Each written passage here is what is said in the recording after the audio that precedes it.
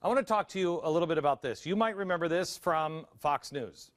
I'd like to show you all the old clips that prove me right on so many things that we've said, but I don't own any of the stuff on Fox News. I didn't own any of the stuff on CNN. That's one reason why I wanted my own network. I'm tired of doing things for other people and then having them be in archives that no one can ever see again. But I talked about this on television, and luckily I talked about it on radio, which I do own, so I can show you at least the clip of my show where I talked about this a year ago. I want the left to know I plant my flag in this soil. If I'm wrong, so be it. So be it. Then I am wrong. And you can discredit me all you want for the end of time. But I'm telling you, I'm not wrong on this one. And there are 3 points that I want to make sure are very clear. This is what I'm telling you. These are the things that I believe. 1, groups from the hardcore socialist and communist left and extreme Islam will work together because they are both a common enemy of Israel and the Jew. 2, groups from the hardcore socialist and communist left and extreme Islam will work together because they are the common enemy of capitalism and the Western way of life.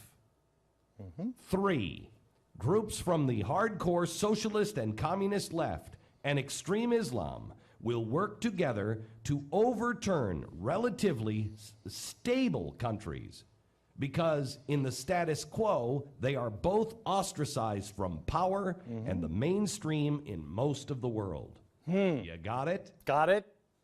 Got it? That's what I said a year ago. And by the way, what day are we going to do the special?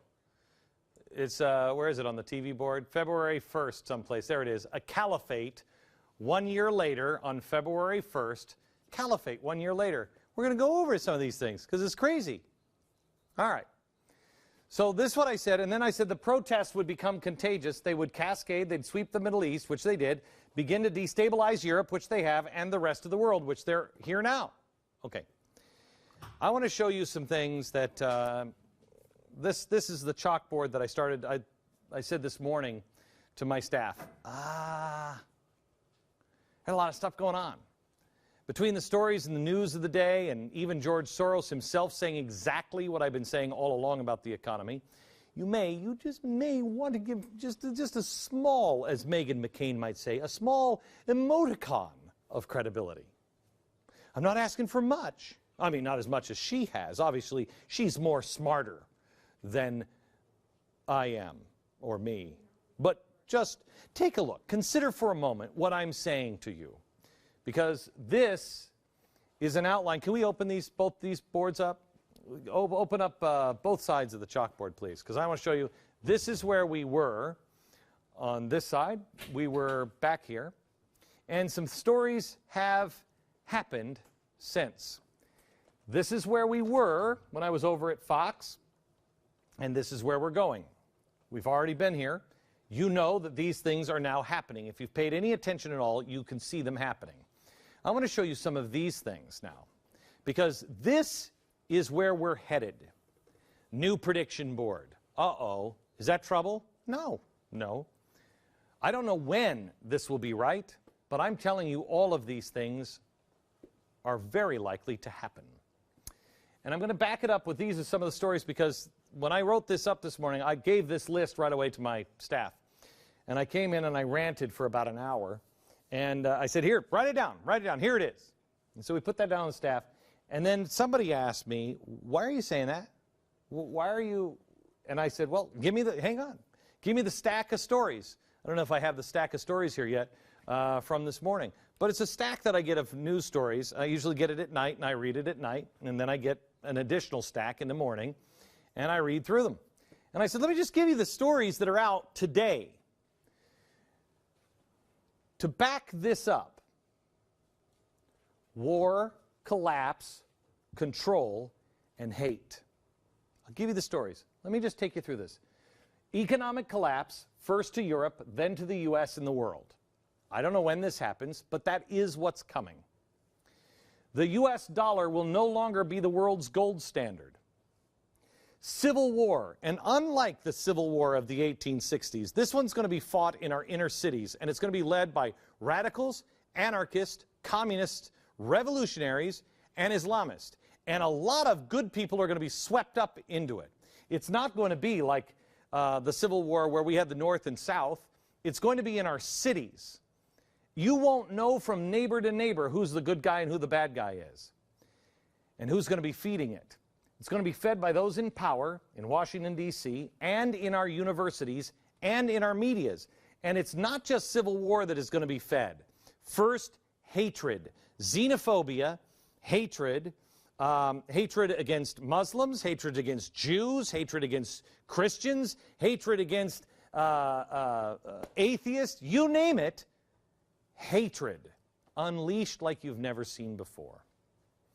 Radicals, Islamists, communists will seek violence in our cities and on our border as they pour in from South America and Mexico to, quote, reclaim land. That's going to happen. You're going to see Venezuela, Cuba, and everybody else. They're all in bed with the radical Islamists from Iran. They are coming across our border even as we speak.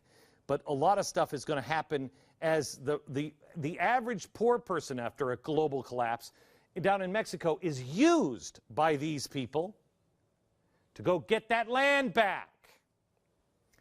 Farmers will be urged to farm collectively. It will also be taken from these people. These people will take farmland from farmers. And violence and famine will follow. I believe this is what's coming. I don't know when, but if we all survive and someday we have a laugh, I tell you what, meet back here in 10 years. And if this hasn't happened, you can make fun of me. Make fun of me all you want. I'll celebrate. But that's what's happening. Okay. And you know what? Here's the thing. If I'm wrong on this, we go 10 years and this doesn't happen, I'm broke. Because I'm so wildly discredited, I'm broke. If this happens, I'm broke. So I don't win in this either way. I don't win. Just like when I said this, I didn't win. What happened? George Soros spent $1 million to get me thrown off of Fox, which didn't work, by the way. Do everything he can to discredit me. Smear me so your friends won't listen to these things. This is what's happening. Did I win? No. So why would I double down and tell you this? Because it's true. Now, what makes me say this? Because that was the question. Glenn, what are you saying? Well, let me show you. In Iran, they are now saying that they're going to stop the oil. The story this morning was that the oil is going to be stopped in the Strait of Hormuz. They're going to do everything they can to stop oil in the Strait of Hormuz. They're already doing exercises in the Strait of Hormuz, and they're announcing we're going to stop it. Because of that, we have to have the Strait of Hormuz open. So what happens? Well, we've sent now American aircraft carriers over to the strait. So now we have an American aircraft carrier right there in the Gulf. And Iran is facing us down. Okay, all right. So now what is the EU going to do? What are they going to do? Well, the EU, they've decided now is the time for an oil embargo. Okay. I remember saying on the radio about 7 years ago, and then having Benjamin Netanyahu and saying, you know what, the world is going to do it, and they're going to do it too late. And you'll have no choice. Well, I think that's where we are. But maybe the EU gets into an embargo and says, hey, we're going after Iran. The problem with that is it's too late now. The other problem is Russia. Russia says you will not have an oil embargo against Iran. They've selected sides. Russia and Iran are now one. That's your axis of evil. But I looked in Putiput's eyes, and he's totally fine. No.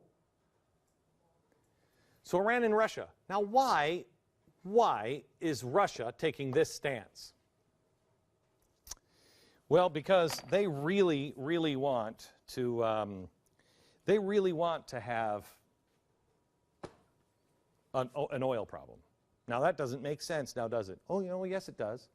Well, what is it? What is it that Russia has done and Europe has allowed them to do that our good friend Ronald Reagan, boy, we shouldn't have listened to that crappy actor, huh? What did he say? Don't build a pipeline. Don't allow Russia to have a pipeline. Never become dependent on Russia. That's exactly what Europe has done. And now there is another story. The EU is having an embargo. Think about what this is going to do to the economy. They're going to embargo on Iran, which will cause tensions with Russia.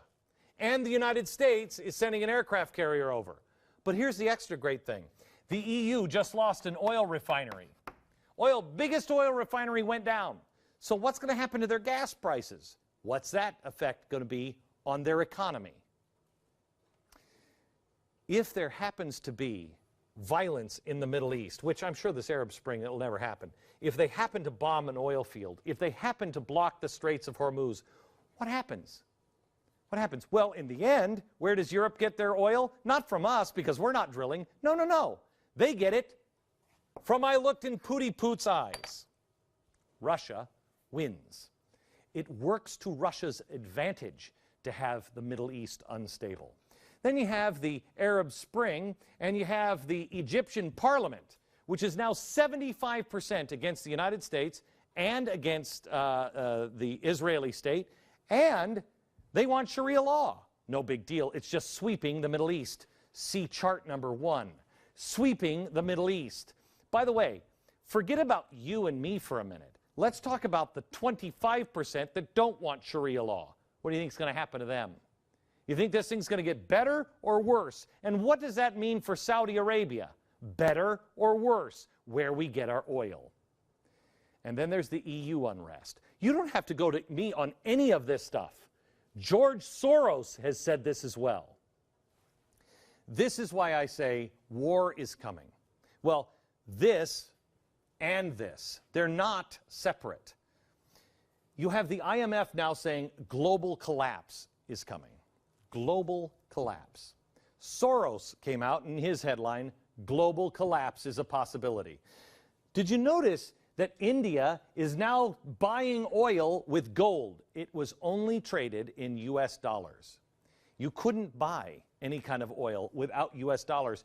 India now is being allowed to buy it with gold. Oil in Iran. And the EU has announced now that there's a 1930s moment coming. Well, that doesn't sound good, now does it? 1930s moment. Well, wait a minute. That's what Soros said, too. He said it would head into xenophobia and all the old hatred, which is exactly what I said a year ago as well, which piles back into this. When people are hungry, when people are losing everything that they thought they had, what happens to them? Every time it goes into global war. Every time the progressives, the communists, the National Socialists get in charge, the world goes to war. It is the next logical step for these guys, because if you have a war going on, at the end of the war, look at the war on terror. Have we changed as a nation? We're now patting grandmas down and taking her diapers off at the airport. Have we changed as a nation? You're damn right we've changed as a nation. You can change all kinds of things if there's a war going on. The whole world will change overnight because there's a war going on. You'll be able to cover and kick the tracks behind you to make sure nobody follows you. You've changed the world. You've plotted its change. But no, it's all spontaneous. How could it possibly be spontaneous? I'm either a prophet, or I can just read the tea leaves, because it's not that hard to figure out if you just are willing to accept the truth. So that just brings us to collapse and war. It doesn't bring us to hatred, and the scariest part, control. That'll come up next.